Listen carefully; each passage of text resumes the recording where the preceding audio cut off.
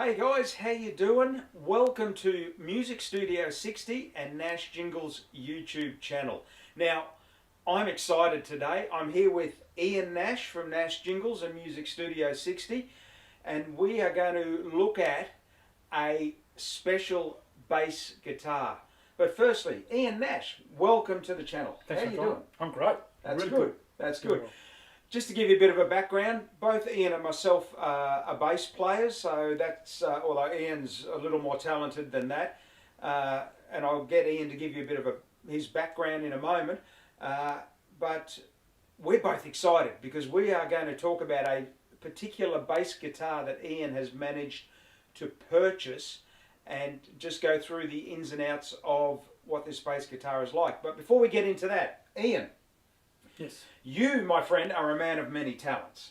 You not only are a bass player, you are a singer, songwriter, producer. You've put out records and albums. Tell us a bit more about yourself and what you've done. Right. Well, I mean, it goes back 40 odd years. I've been playing guitar since 1975 when I taught myself after being inspired by Barry Gibb. And so I started out, bought a guitar, learned how to play guitar. Voice broke, so I couldn't sing as well anymore. So to stay in the garage, the school garage bands, I had to switch from guitar to bass. Yep. And I found my calling playing bass guitar. Yep. And so ever since I've been playing bass, guitars, then I learnt keyboards, then flipped across to playing ukulele, which is pretty cool, and then started writing music. And then I played in garage bands. Yep. And, as we all did. As we all do. Day. Absolutely. Yeah, back in the day. That's how you learn everything. Did a bit of roading. Yep. And I was writing a lot of music, but it wasn't really going anywhere. Then in '96 I went overseas with the military, and I worked with some musicians in different armies from around the world. And went and did a bit of quick tour of the UK playing guitar, which was widened my outlook on music overseas. Experience. Oh yeah. Unbelievable. Then when I came back, I had the opportunity of playing with some other seasoned musicians in southeast Queensland, and I did that for a few years. Then I got a little bit tired of the music scene, had a bit of a break, started teaching music, then got the itch again, and started playing in a country rock band, and then formed a band with some other musicians called Gallery Band, and I've been running that band. Which is still going today. That is right, yeah. But it's transformed from being a covers country rock band to a progressive rock original band, and now I own the Gallery Band name and business. Yep. And now it's just a collection of hired musicians that come and go, and we use Gallery Band to primarily support Nash Jingles operations, and it's all studio and recording. There's no live performances or anything like that now. Yep. We've gone past that. So it's like a collective of session music. Yeah, pretty much. Yeah. Okay, and all by invitation. Yep. We've had other bass players. We've had guitarists, drummers, keyboard players, cello players, which is really cool as well, and so forth. Yep. And now Gallery is slowing down a bit again. And now we're focusing now with Nash Jingles, now with our association with Music Studio 60 and local singer-songwriter Hayley. Yep. We're more involved in that side. So not only are you a musician and a songwriter, but you also cross over into artist management. Yes. You've done that. Yeah. Producing other artists, Yep. such as Hayley, Yes. another local talent. But let's just quickly look at our background. Now, we're both of the age or the generation, I guess you would call us classic rockers. We're sort of you touched on it with your prog rock background, so we're sort of 70s, 80s kinds of guys, I guess. For me, I grew up with the likes of Queen, Kiss, Def Leppard, Purple, Sabbath. I know your similar influences, although you, I think, tend to have have a more of affiliation with prog rock. Yeah. I know you're keen on that, and a number of the albums that you've released have that sort of prog rock flavour to it. That's right. Look, when you look at early Genesis, and even when Phil Collins took over the lead role, but and the Electric Light Orchestra, Jeff Lynne. I mean, what an amazing producer and mindset that guy's got. It's hard to comprehend in today's day when you can make so many sounds and such different styles, electronically. Back then in the 70s, you had to do it more manually to put together an orchestra like ELO, with double bass players and stuff that today you can just do in a studio. But back then, you don't realise till you think about it how far ahead of their time they were for the day. Exactly. And the thing is the changing of technology. Like now, when I first started writing my own stuff, and I first started getting into jingles and writing and recording my music, when I first started, it was all analog. Yeah. You would tape it on a cassette. Yep. Send it off to Albert's. They buy it off you. Yep. You get a royalty check, and you get a check physically. Get a check in the mail. Yep. Now it's all digital. It's all online, down the line. Yep. You save it on a USB, or you save it on a WAV file or MP3. Send it to the agency that wants it, or the radio station for the jingle, or whatever, as you know. Yep. And you get a bank transfer and an electronic receipt. Yep. That's how it is. And all your communication is via email. Pretty much. You don't pick the phone up. Mobile phone. Or exactly. Text. Well, and that's like back in the day. We're both involved with a local radio station, 99.7 Bridge FM, 997fm.com.au. Listen to us online. I remember the days when I first got involved in radio. You would record phone calls on reel to reel. Yes. And you would splice them with a pair of scissors and sticky tape. And that's what we're saying. Back in the day, that's what it was when we first. And you'd be going through working out all your vinyl to work out what songs you're going to play. And you rehearse it, and you'd have it cued and all like that. I mean, a lot of that is gone now. Yeah. And some of the principles are still the same, but the technology has changed, so it's all digital downloads and so forth. But it's still around. Like there's a lot of, I guess, purists like us that go back to the vinyl records. Oh, yeah. Yeah, I mean, digital is great. It's crisp. It is crystal clear. But there's just something about that analog. It's sometimes sound too sterile. Feel. Don't you think? Yeah. And even with amps as a bass player, there's nothing I love better than plugging into an old, tube amp. Well, yeah, and it's like your little like Voxy. Little Vox. It's just a warm, fuzzy sound. Yeah. Exactly. Now, one thing I wanted to touch on before we get into the reason we're here is, amongst all of that, you have a side business, Nash Jingles, where you buy and sell collectible historic guitars. Yep. And from that, I guess, you are actually a fairly avid guitar collector. You have what I would suggest or consider to be a very, very comprehensive collection of basses and guitars that is just enviable. Every time I come over here, you see me, I fawn all over your guitars. 3 particular basses of yours that are favourites of mine. Tell us a bit about that, your guitar collection. What is it predominantly? Sure. Well, my current collection today is about 15 Gibson guitars and basses. Gibsons, yeah. So that wasn't always the case, though. No, that's you weren't. So let's say you are a Gibson man now. As we know, most guitarists tend to fall in one of 2 camps predominantly. You're either a Fender guy, Strats and Tellys, or quite often you're a Gibson guy. Les Pauls, Explorers, Flying V's in the basses. It was always the Gibson Grabbers, the Rippers, the SGs, the Thunderbirds. Yeah. So you didn't start off a Gibson man. No. Where did you start? Okay, so I started off like all young musicians, what you could afford, and it was like in the early 70s, it was like if you could buy a really good Japanese guitar, which was kind of frowned upon, but that's what you got. Yep. And then, and particularly this is the Australian market too.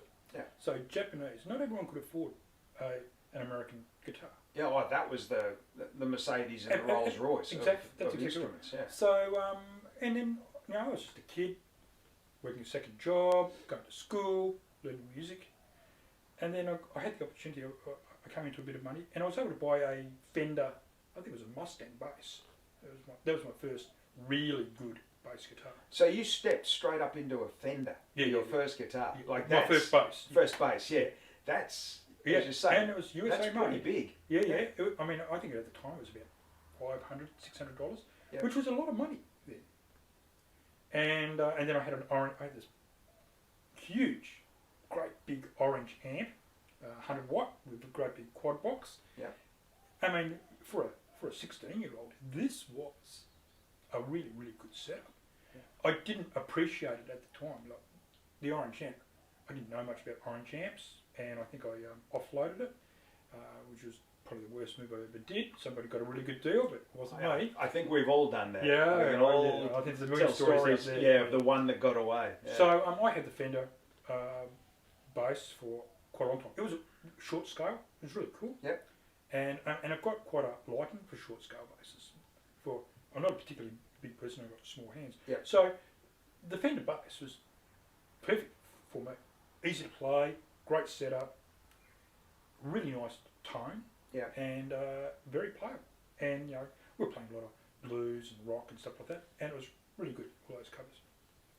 Anyway, so buying, as you do, you buy and sell. You sell something to buy something new. Yeah. Gosh, I don't know. I probably over 20 years probably had 30 or 40 guitars. Yeah. Then I got to a point when just before I went to the Middle East, and my wife at the time, I said, I'm not going to sell any more guitars. I'm just going to save up and buy. And that's when I started my collection.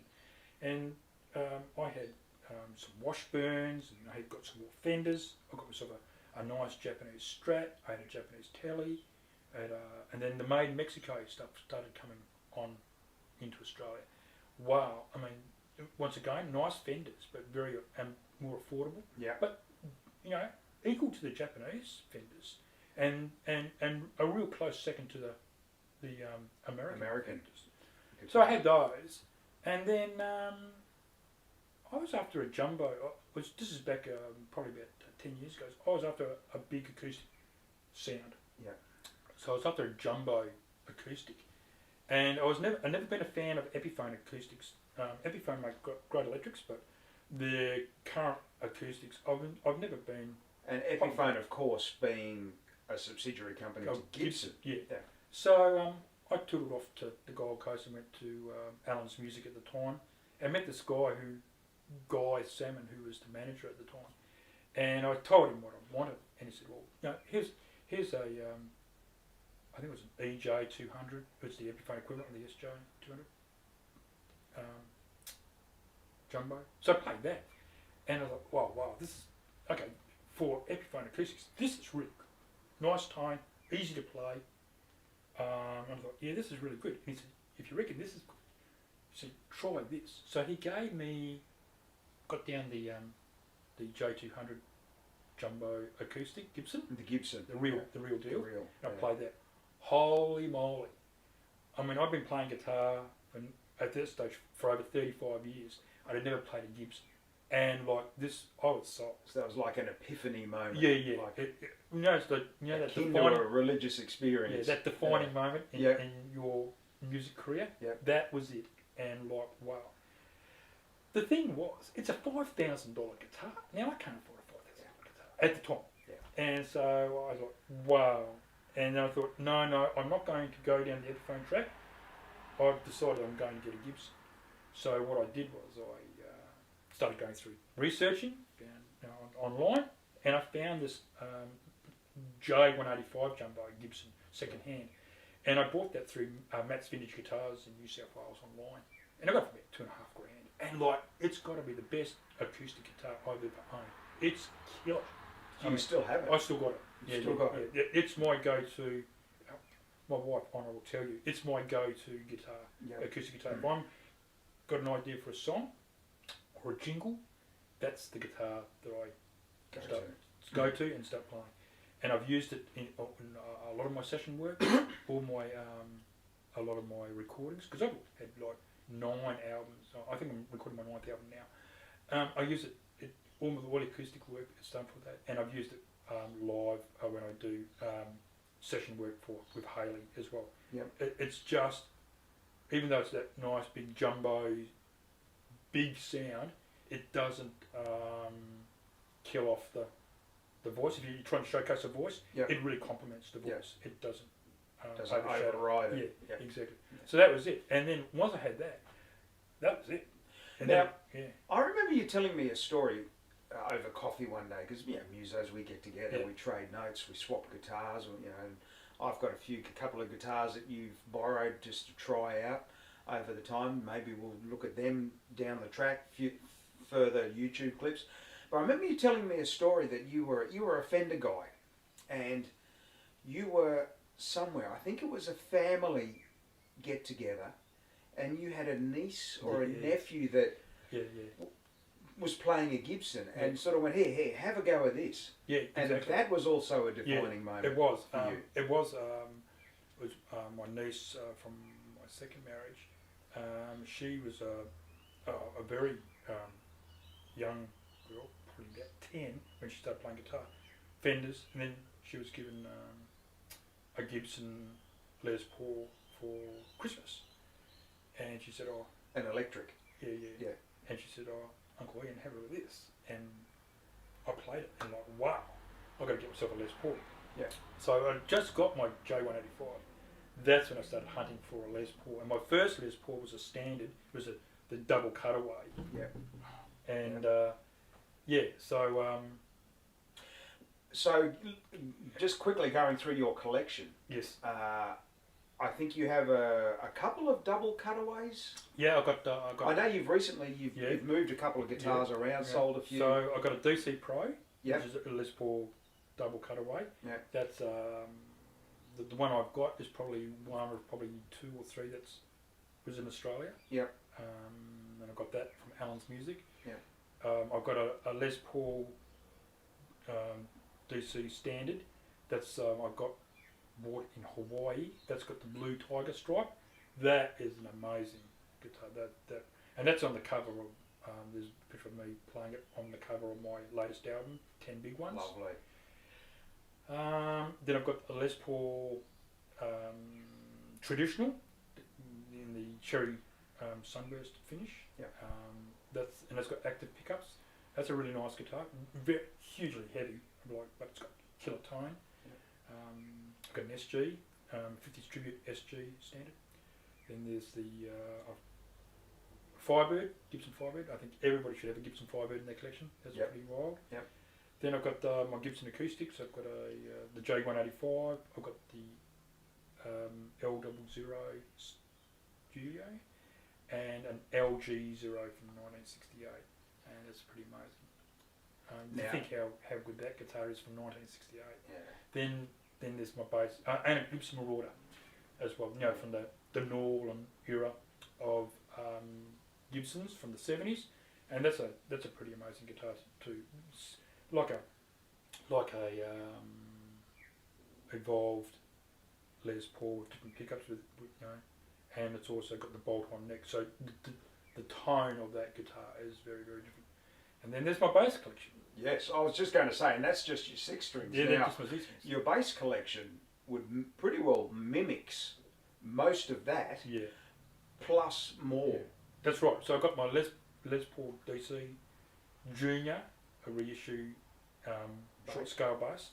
That's my go-to bass for studio work. That is a beautiful setup and tone. And a few years back, when I had the pleasure of meeting Carol Kay from great bassist, and an inspiration. Yeah, such certainly. a legacy. And she showed me some tricks on how to set the bass up with felt and things like that to get that defining sound. I've got a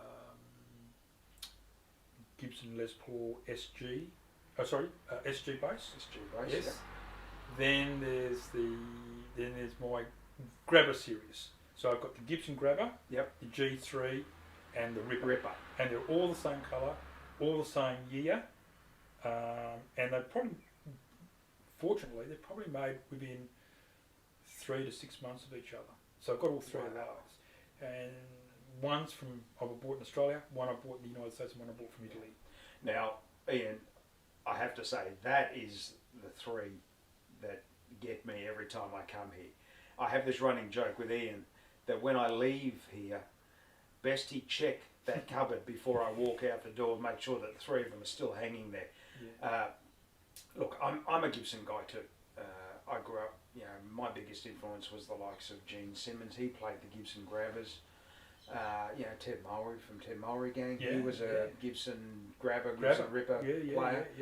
And being a big Kiss fan, obviously, Ace Frehley, he played Les Paul, so that was my thing. So I love your collection, and we'll show a bit of the collection here in this, so you can see what some of the guitars that Ian has. But the reason we're here today, predominantly, is you're a Gibson man. Your collection is, apart from some different ukuleles and other stuff that you've got, your collection is predominantly Gibson. Yeah. Till now. Till now. Yeah. Now, I'm excited because we are both big Queen fans. Yeah. And 99.7 is a classic rock station, great rock variety. So we play a lot of Queen, we play a lot of that sort of stuff. Now, everybody who's a Queen fan would be familiar with Brian May, the guitarist for Queen, Dr. Brian May. Dr. Brian May. And any guitarist or any fan would know the story behind his guitar, which we know as the Red Special. Like you said, when he was starting out, you couldn't afford the American stuff. So he, along with his dad, built a guitar using the timber from a mantelpiece. Over a fire. Over a fire. Yeah. That's the sort. Yeah. And that's what became known as the Red Special. Now, obviously, he's gone on to have these guitars made and sold as the Red Special.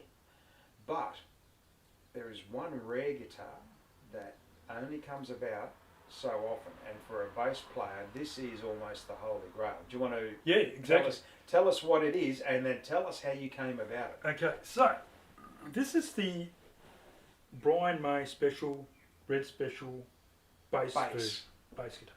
Okay, so when I was buying my Gibsons at the time, there was a Brian May. For people that don't know, Brian May not only is he an astrophysicist and lead guitarist, but he also runs his own guitar building business now, and he has done for quite a few years, probably over a decade now.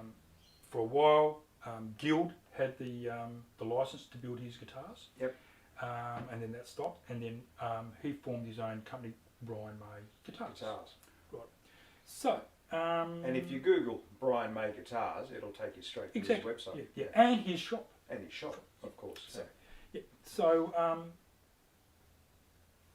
about 3-4 years ago, I saw a ad for the Gibson, for the Brian May Special bass, and I thought, oh, that's pretty cool.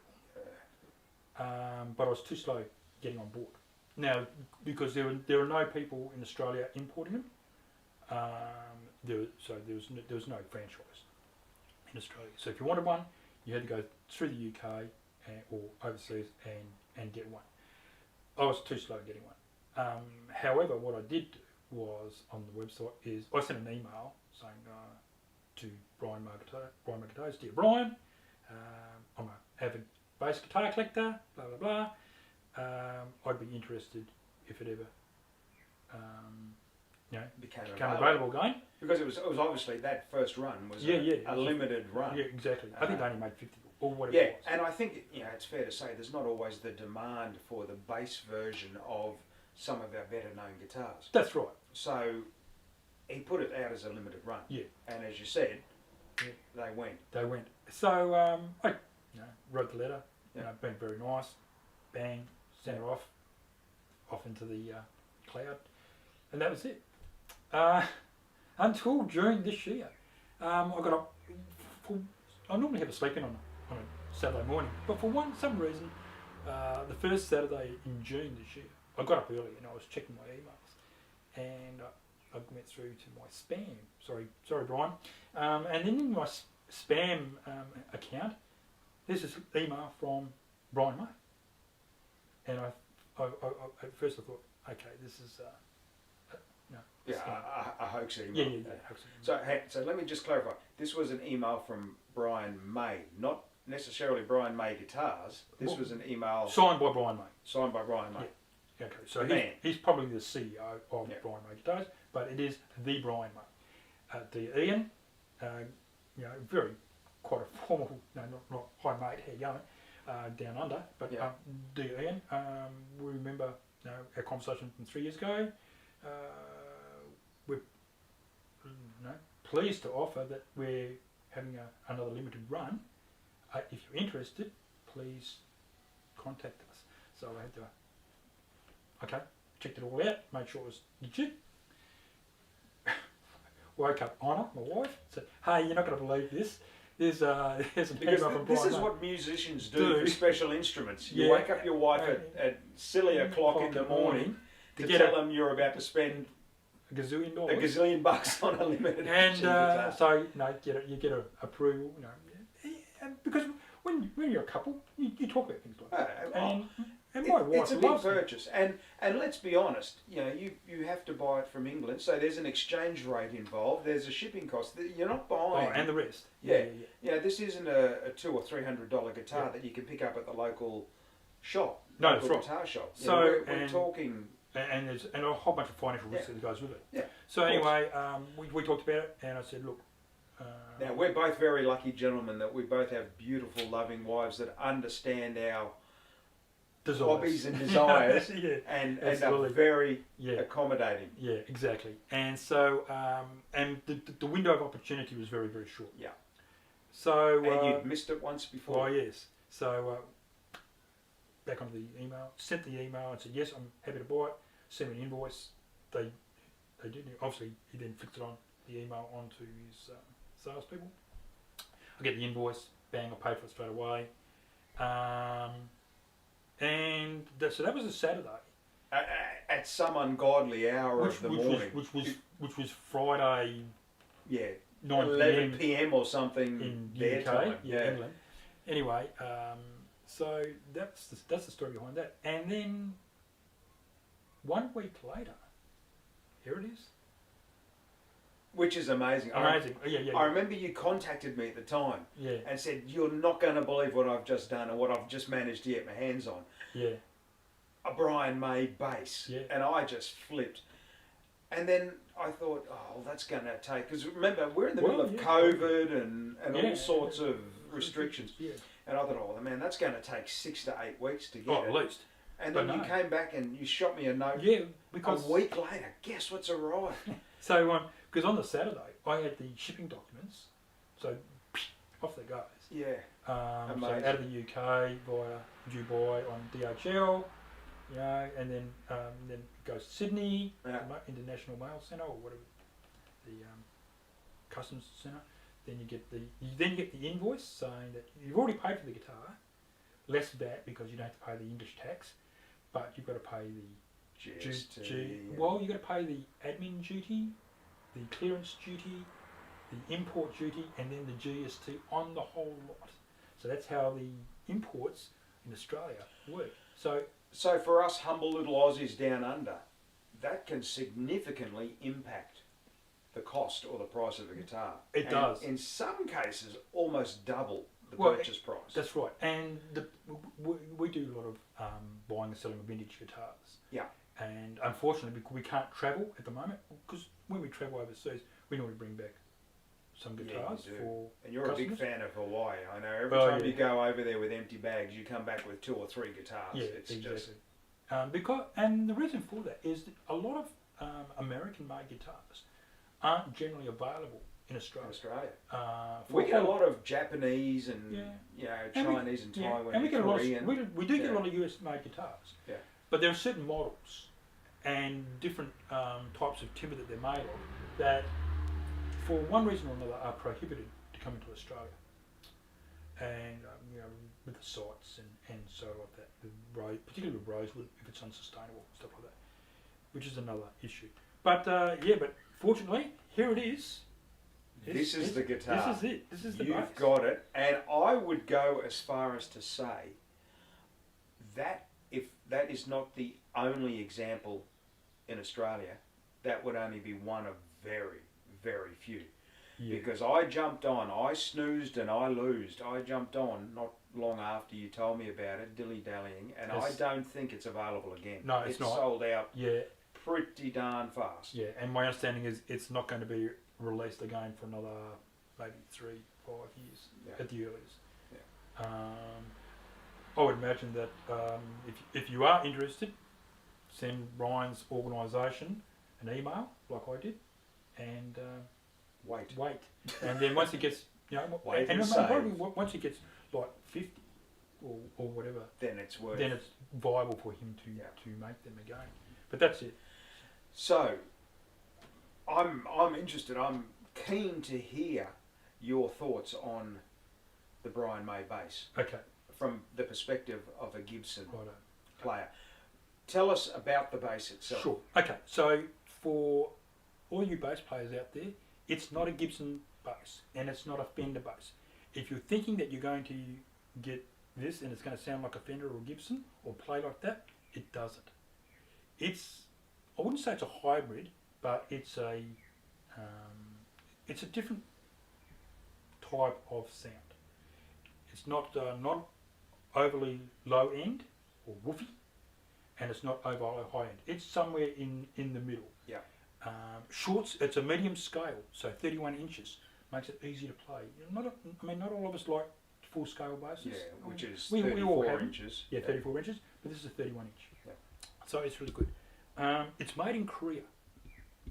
Korea quality assurance is just Some great stuff. great coming stuff. out of Korea. Absolutely, Yeah. and a lot of big brands are still making guitars and basses in Korea. Yeah. Epiphone, Fender, Court, Washburn, Yeah, all I think those. Ibanez, Ibanez. BC Rich. Yeah, I think, exactly. Yeah. you know. So don't be afraid or put off that it's Korean made. Really nice timbre, really nice passive pickups. Okay, got the big neck pickup here, and then you've got the more streamlined bridge pickup. So just quickly, passive pickups. Okay. For those of us that don't know or understand, very quickly, the difference between passive and active. Okay, active pickup normally is battery powered, which gives you a stronger equalisation. Okay, normally if you switch from passive to active, you'll get a vibrant sound, high-end sound. Think Duran and that Ibanez sound. That's the sort of sound you'll get in active.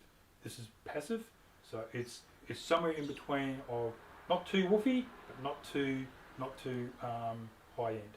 Really good. So at the risk of sounding like a cliche, would it be a very bassy Queen sound? Although John Deacon played Fender Precisions. precisions Yeah. and jazzes mostly. No. What would I do? Well, I don't know. That's a very good question, but I don't know. However, I am going to use this on one of my future studio albums. I'm going to do a blues album for release maybe mid next year. Yeah. And we're in the pre-production of that and writing some stuff. This is a good opportunity. I think this will play some really nice blues music on it. Yeah. So that gives you an idea of what I'm going to be using it for. Now, I guess compared to some of your Gibsons, and you touched on it earlier, some of the Gibson basses in particular, your grabbers and your rippers, they look aesthetically sensational. Yeah. But they weigh a ton. Oh yeah, absolutely.